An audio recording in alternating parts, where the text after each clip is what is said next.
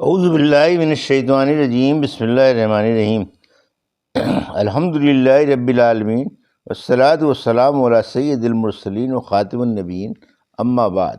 صحیح بخاری، باب کتاب اللباس، حدیث نمبر 5969، اردو ترجمہ۔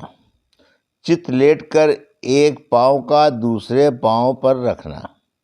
ہم سے احمد بن یونس نے بیان کیا، کہا ہم سے ابراہیم بن سعد نے بیان کیا، کہا ہم سے ابن شہاب نے بیان کیا، ان سے عبادہ بن تمیم نے، ان سے ان کے چچا عبداللہ بن زید انصاری رضی اللہ عنہ نے کہ انہوں نے رسول اللہ صلی اللہ علیہ وسلم کو مسجد میں چت لیٹے ہوئے دیکھا کہ آپ ایک پاؤں کو دوسرے پاؤں پر اٹھا کر رکھے ہوئے تھے۔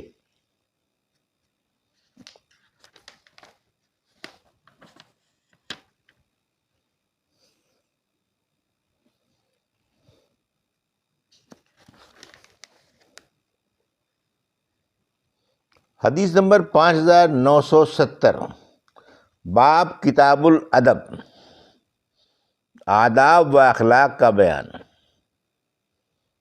اردو ترجمہ۔ احسان اور رشتے ناطے پروری کی فضیلت۔ اور اللہ پاک نے سورہ لقمان اور احقاف وغیرہ میں فرمایا کہ ہم نے انسان کو اس کے والدین کے ساتھ نیک سلوک کرنے کا حکم دیا ہے۔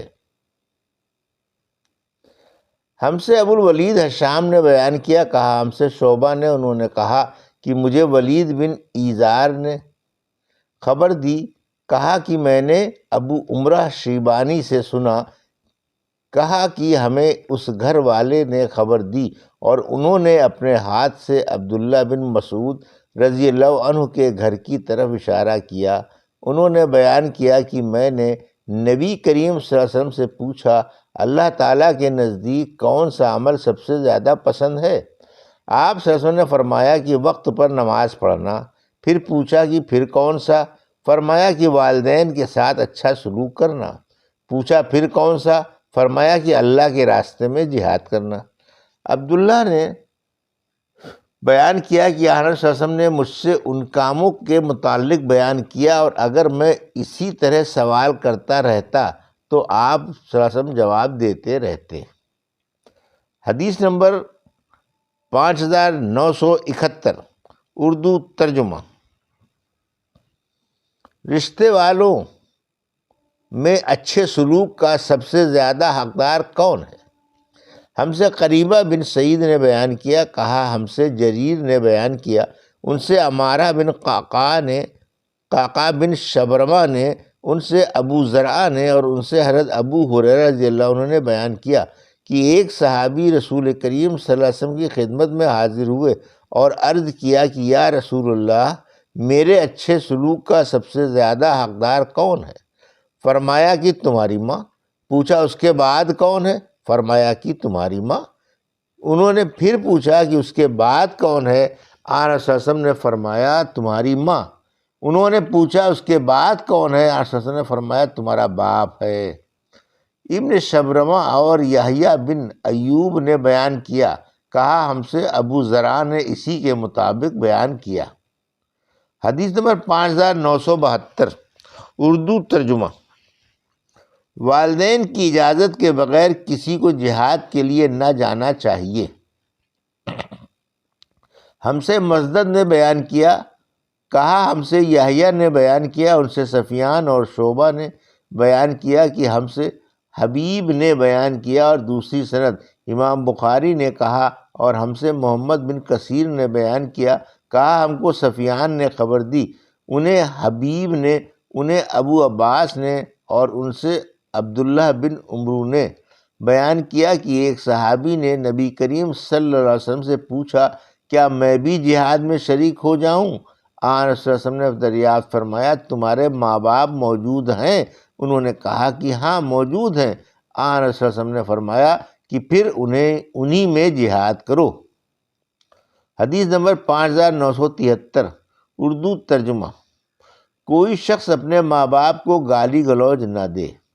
ہم سے احمد بن یونس نے بیان کیا، کہا ہم سے ابراہیم بن سعد نے بیان کیا، ان سے ان کے والد نے، ان سے حمید بن عبد الرحمن نے، اور ان سے حضرت عبداللہ بن عمرو رضی اللہ عنہ نے بیان کیا کہ رسول اللہ صلی اللہ علیہ وسلم نے فرمایا، یقیناً سب سے بڑے گناہوں میں سے یہ ہے کہ کوئی شخص اپنے والدین پر لعنت بھیجے۔ پوچھا گیا، یا رسول اللہ صلی اللہ علیہ وسلم، کوئی شخص اپنے والدین پر کیسے لعنت بھیجے گا؟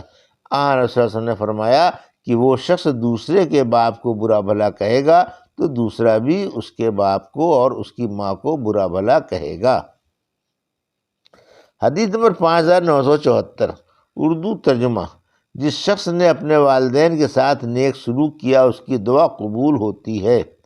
ہم سے سعید بن ابی مریم نے بیان کیا، کہا ہم سے اسماعیل بن ابراہیم بن عقبہ نے بیان کیا، کہا کہ مجھے نافع نے خبر دی، انہیں حضرت عمر رضی اللہ عنہ نے کہ رسول اللہ صلی اللہ علیہ وسلم نے فرمایا، 3 آدمی چل رہے تھے کہ بارش نے انہیں آ لیا اور انہوں نے مڑ کر پہاڑ کی غار میں پناہ لے لی۔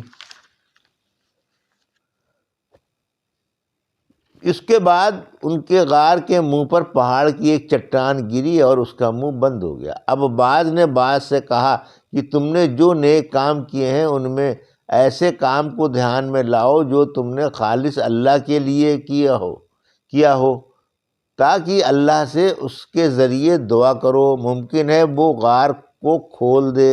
اس پر ان میں سے ایک نے کہا، اے اللہ، میرے والدین تھے اور بہت بوڑھے تھے اور میرے چھوٹے چھوٹے بچے بھی تھے، میں ان کے لیے بکریاں چراتا تھا اور واپس آ کر دودھ نکالتا تو سب سے پہلے اپنے والدین کو پلاتا تھا، اپنے بچوں سے بھی پہلے۔ ایک دن چارے کی تلاش نے مجھے بہت دور لے جا ڈالا، چنانچہ میں رات گئے واپس آیا، میں نے دیکھا کہ میرے والدین سو چکے ہیں، میں نے معمول کے مطابق دودھ نکالا، پھر میں دوہا ہوا دودھ لے کر آیا اور ان کے سرہانے کھڑا ہو گیا۔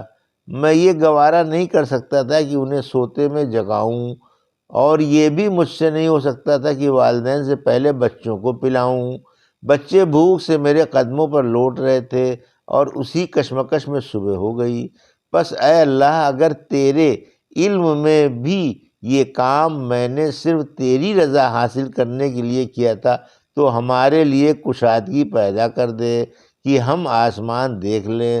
اللہ تعالیٰ نے دعا قبول کی اور ان کے لیے اتنی کشادگی پیدا کر دی کہ وہ آسمان دیکھ سکتے تھے۔ دوسرے شخص نے کہا، اے اللہ، میری ایک چچا زاد بہن تھی اور میں اس سے محبت کرتا تھا، وہ انتہائی محبت جو ایک مرد ایک عورت سے کر سکتا ہے۔ میں نے اسے مانگا تو اس نے انکار کیا اور صرف اس شرط پر راضی ہوئی کہ میں اسے 100 دینار دوں۔ میں نے دوڑ دھوپ کی اور 100 دینار جمع کر لایا، پھر اس کے پاس انہیں لے کر گیا۔ پھر جب میں اس کے دونوں پاؤں کے درمیان میں بیٹھ گیا تو اس نے کہا کہ اے اللہ کے بندے، اللہ سے ڈر اور مہر کو مت توڑ۔ میں یہ سن کر کھڑا ہو گیا اور زنا سے باز رہا۔ بس اگر تیرے علم میں بھی میں نے یہ کام تیری رضا و خوشنودی حاصل کرنے کے لیے کیا تھا تو ہمارے لیے کچھ اور کشادگی چٹان کو ہٹا کر پیدا کر دے۔ چنانچہ ان کے لیے تھوڑی سی اور کشادگی ہو گئی۔ تیسرے شخص نے کہا، اے اللہ، میں نے ایک مزدور ایک فرق چاول کی مزدوری پر رکھا تھا، اس نے اپنا کام پورا کر کے کہا کہ میری مزدوری دو۔ میں نے اس کی مزدوری دے دی، لیکن وہ چھوڑ کر چلا گیا اور اس کے ساتھ بے توجہی کی۔ میں نے اس بچے ہوئے دھان کو بوتا رہا اور اس طرح میں نے اس سے ایک گائے اور اس کا چرواہا کر لیا۔ پھر جب وہ آیا تو میں نے اس سے کہا کہ یہ گائے اور چرواہا لے جاؤ۔ اس نے کہا، اللہ سے ڈرو اور میرے ساتھ مذاق نہ کرو۔ میں نے کہا کہ میں تمہارے ساتھ مذاق نہیں کرتا، اس گائے اور چرواہے کو لے جاؤ۔ چنانچہ وہ انہیں لے کر چلا گیا۔ بس اگر تیرے علم میں بھی میں نے یہ کام تیری رضا و خوشنودی حاصل کرنے کے لیے کیا تھا تو چٹان کی وجہ سے غار سے نکلنے میں جو رکاوٹ باقی رہ گئی ہے اسے بھی کھول دے۔ چنانچہ اللہ تعالیٰ نے ان کے لیے پوری طرح کشادگی کر دی، جس سے وہ باہر آ گئے۔ یہ تھی صحیح بخاری باب کتاب الادب، اور کتاب اللباس کی 5969 اور کتاب الادب کی 5970 سے 5974 کا اردو ترجمہ جو ابھی آپ نے سماعت فرمایا۔ اللہ سے دعا ہے کہ اللہ ہمیں ان حدیثوں کی صحیح سمجھ عطا فرما اور ان پر عمل کرنے کی توفیق عطا فرما، آمین یا رب العالمین۔